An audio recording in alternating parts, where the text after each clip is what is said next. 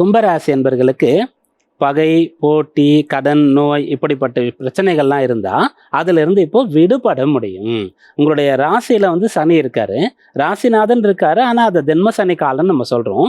இதோடு சேர்ந்து சூரியனும் ராசியில் சஞ்சரிக்கிறார் இந்த மாசி மாதம் முழுக்க.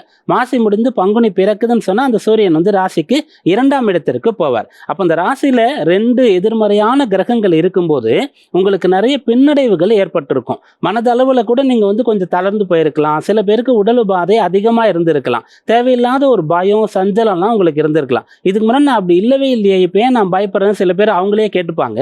சில பேர் குடும்ப நபர்களையோ நண்பர்களையோ கேட்டிருப்பீங்க. அந்த பிரச்சனையெல்லாம் இப்போ தீரப்போகிறது.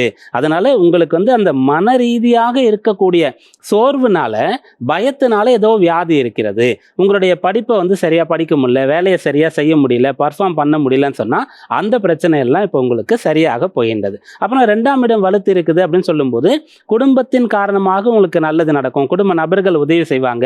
குடும்ப நபர் தேவையை நீங்க நிறைவேற்றலாம். உங்களுடைய அந்த பேச்சாற்றல் மூலமாக நீங்க பலனை பெறலாம். கொடுத்த வாக்கை காப்பாற்றலாம். இதற்கான சக்தி எல்லாம் கிடைக்கும்.